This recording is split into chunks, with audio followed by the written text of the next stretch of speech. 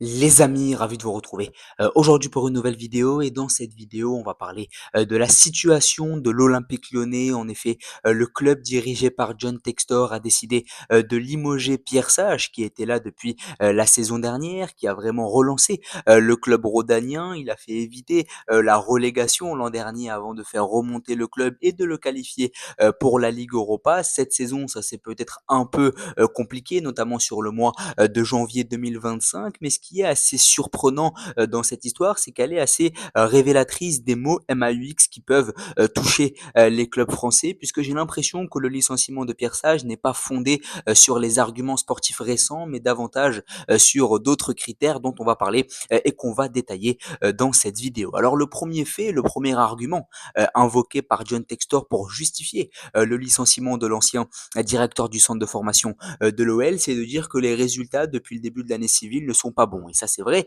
Depuis le début de l'année civile, il n'y a qu'une seule victoire pour l'Olympique Lyonnais. C'était le 4 janvier, il me semble, face à Montpellier. Et encore, c'était une victoire 1-0 à domicile face à un Montpellier qui était alors en crise, même si ça va un peu mieux pour le club de la Paillade, notamment sur les deux derniers matchs. Ça avait été une victoire difficile. Tu passes pas loin de le perdre, hein, ce match face à Montpellier. Puis derrière, tu as eu l'élimination en Coupe de France, très humiliante, face à Bourgoin-Jallieu, club de N2, qui en plus est ton voisin, donc tu t'es fait pas mal chambrer. On avait souligné le manque d'investissement de certains joueurs, les erreurs de Pierre Sage aussi, pour une compétition qui constituait quand même un objectif énorme hein, pour Lyon. Je rappelle que Lyon n'a plus gagné de trophée depuis pas mal d'années, donc c'est vrai que ça a été vu comme une énorme déception. Et en Ligue 1, il y a 3 matchs nuls de suite. Il y a également eu un match nul face à Fenerbahçe, donc on a eu l'impression que ça allait beaucoup moins bien pour Lyon depuis le début de l'année civile 2025. Une seule victoire en Ligue 1, c'était face à Montpellier. Derrière, on a cette élimination en Coupe de France face à Bourgoin-Jallieu. Match nul également en Ligue Europa face à Fenerbahçe. Mais après, j'ai envie de dire faire match nul du côté de Fenerbahçe pour un club français en Coupe d'Europe, c'est pas vraiment déshonorant. Mais voilà, ça c'est le premier argument invoqué par John Textor et il est peut-être recevable, c'est de dire que depuis le début de l'année civile, ça va moins bien. Maintenant, quand on regarde la saison 2024-2025 dans son entièreté, eh bien le bilan il est plutôt positif. Tu es très bien parti en Ligue Europa où tu vas sûrement te qualifier en huitième de finale. Je trouve que tu as mené une campagne plutôt sérieuse là aussi. Il y a eu des matchs très intéressants en Coupe d'Europe, notamment cette victoire à domicile face à Francfort qui a constitué une victoire de prestige. Je rappelle quand même que Francfort, c'est une équipe qui est quatrième, troisième, je crois, de Bundesliga. Donc c'est une équipe quand même de qualité. Quand on voit les précédents résultats de nos clubs français en Coupe d'Europe, on ne peut que se vanter d'avoir un Lyon qui est capable de battre un Cador de Bundesliga comme ça. Je rappelle que Lyon, même si le club de la capitale des Gaules est sixième de la Ligue 1 en ce moment, eh bien tu restes quand même en lice pour te qualifier pour la Ligue des Champions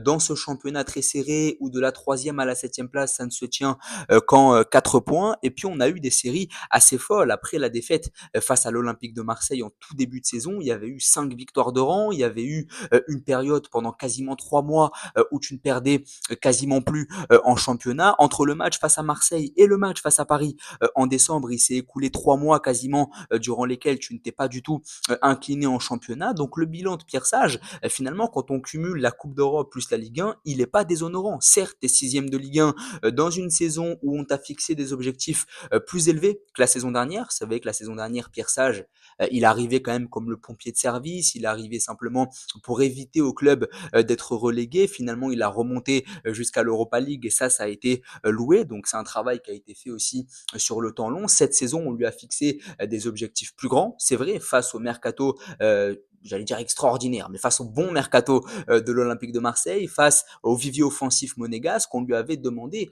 finalement d'être à la hauteur de ces clubs-là et de se montrer suffisamment performant pour pouvoir intégrer en top 4. Et c'est vrai que Lyon n'est pas dans le top 4, Lyon est sixième, mais ça, c'est peut-être la faute de Pierre Sage que de ne pas avoir pu amener Lyon à la hauteur de Paris, Monaco ou encore Marseille. Ça, évidemment, on peut évidemment justifier ça du côté de John Textor. Mais j'ai davantage l'impression que cette décision, et c'est là que j'évoquais les mots MAUX du football français, j'ai l'impression que cette décision, elle est prise davantage pour l'évincer. On s'est servi de cette prétendue crise sportive, et je ne sais même pas si on peut parler de crise sportive pour ce qui se passe depuis le début de l'année 2025. On a invoqué cet argument de crise sportive pour le virer, alors qu'on sait pertinemment que la décision de licencier Pierre Sage, elle était actée depuis longtemps. Dès lors que Paolo Fonseca a été limogé de son poste d'entraîneur du côté de l'AC Milan, on a eu des sources qui disaient que John Textor avait d'ores et déjà contacté Paolo Fonseca et ça remonte déjà au mois de décembre et c'est ça que je trouve assez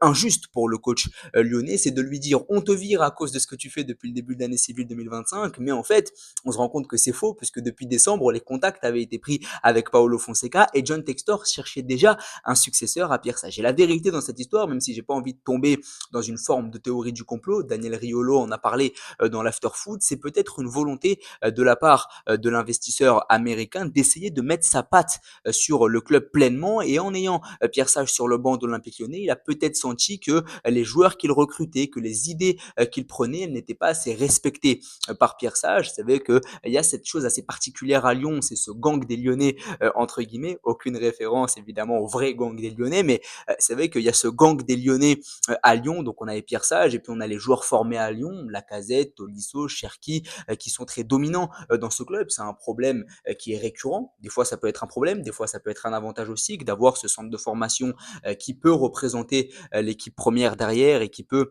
fournir l'équipe première en pas mal de joueurs, mais des fois ça peut être un problème parce que ça peut être un peu sectaire, entre guillemets, j'utilise de grosses guillemets pour évoquer l'adjectif sectaire, mais c'est vrai que des fois tu peux tomber dans quelque chose d'assez sectaire et peut-être que John Textor veut éviter cette situation où Pierre Sage a la main mise sur un petit microcosme de joueurs qui sont tous issus du centre de formation de Lyon au détriment des joueurs amenés par John Textor. Donc j'ai l'impression qu'on a une petite division avec Textor qui veut ramener ses propres joueurs et un Pierre Sage qui a ce microcosme très lyonnais au sein de son vestiaire et qui y tient pleinement et peut-être que ça empêche l'investisseur américain d'avoir la main mise sur son vestiaire, sur son club finalement, puisque c'est lui qui met l'argent, donc peut-être qu'il a tous les droits selon certains, mais en tout cas la manière dont il a licencié Pierre Sage, moi je trouve qu'elle est injuste pour un coach qui a toujours tout donné pour le club et surtout qu'on lui invoque des arguments qui sont fallacieux. On lui dit que c'est depuis le début de l'année civile 2025 à cause de cette crise sportive qu'on le vire, alors qu'au final on se rend compte que les contacts avec un autre entraîneur ont été pris bien avant et que la volonté de Textor c'est simplement d'évincer un coach qui est très proche des joueurs issus du centre de formation de Lyon et que lui, pour imposer sa patte, il a besoin d'évincer Pierre Sage. Donc c'est un licenciement assez injuste. Ça s'était passé aussi du côté de Nantes où on avait viré Pierre Aristouille qui était issu du centre de formation de Nantes qui avait coaché les jeunes et on l'avait licencié pour les mêmes raisons, c'est-à-dire jeune coach français, pas assez bling bling, on préfère ramener un coach qui prétendument a de meilleures idées simplement pour l'image et le marketing et j'ai l'impression qu'à Lyon on tombe un peu dans ça. Pierre Sage c'est le coach du centre de formation de l'Olympique Lyonnais, ça fait pas assez bling bling, c'est pas assez marquant donc on va aller chercher Paolo Fonseca qui a coaché l'AC Milan, qui a coaché l'AS Rome, qui était la sensation l'année dernière avec Lille simplement pour avoir un nom sur le banc du club et ça je trouve que c'est quelque chose d'assez négatif puisque si on se base sur les fondements purement sportifs, même si ça allait moins bien pour Pierre Sage du côté de Lyon, ça restait un coach très apprécié par le vestiaire et là tu vas ébranler le vestiaire avec cette décision. En plus, à 3 jours de l'Olympico du côté de Marseille, je trouve que le timing n'est pas bon. Alors là aussi, peut-être qu'il fallait mettre un coup de pied dans la fourmilière, mais j'avais pas l'impression que la situation était intenable non plus. On avait des joueurs qui étaient moins performants sur les dernières semaines, on avait un navire qui tanguait un peu, mais on peut pas parler de crise et de division dans le vestiaire. J'avais l'impression que le vestiaire lyonnais était tout de même derrière Pierre Sage et que la volonté c'était vraiment d'essayer de se relever tous ensemble. Là, John Textor, à 3 jours de l'Olympico, il dit aux joueurs, on vire un entraîneur que vous appréciez à cause prétendument de la crise sportive, on va vous en mettre un autre dans les pattes, qui en plus reste sur un échec du côté de l'AC Milan. Donc là aussi, mentalement, pour Fonseca, l'objectif, ça va être de se reprendre à 3 jours de l'Olympico, alors que tu es sixième du championnat et que l'objectif sur les prochaines semaines, vu que tu es sur 3 matchs nuls en championnat, ça va être de se reprendre. Je trouve que mentalement, pour les joueurs, ça peut être compliqué à assimiler, d'autant plus que, comme je l'ai dit, Pierre Sage était plutôt apprécié. Donc voilà, moi, c'est ça que j'ai pas aimé. Et quand je disais ça, c'est révélateur des mots MAUX qu'il y a dans le football français, c'est que dans le football français, malheureusement, et souvent c'est le cas chez les investisseurs étrangers, on n'aime pas les coachs made in France, on n'aime pas les coachs un peu humbles, on n'aime pas les coachs qui sont issus des classes jeunes du centre de formation, on préférera toujours le bling bling, et moi ça c'est quelque chose que j'aime pas vraiment. Alors est-ce qu'on peut parler de bling bling pour parler de Fonseca, mais c'est quelque chose que j'apprécie pas, encore plus quand ça intervient en cours de saison, et encore plus quand il y a une forme d'injustice. Oui, quand l'entraîneur issu du centre de formation est très mauvais, c'est légitime de le virer, mais quand il fait du bon boulot et qu'il a eu, oui, 4, 5, 6 derniers matchs qui étaient négatifs et qu'on lui invoque ces arguments-là pour le virer, qu'on en profite. Moi, je trouve que c'est assez injuste pour un coach qui a toujours tout donné pour le club et ça fait encore plus de peine quand le gars aime profondément le club et qu'il est apprécié par les supporters et par les joueurs.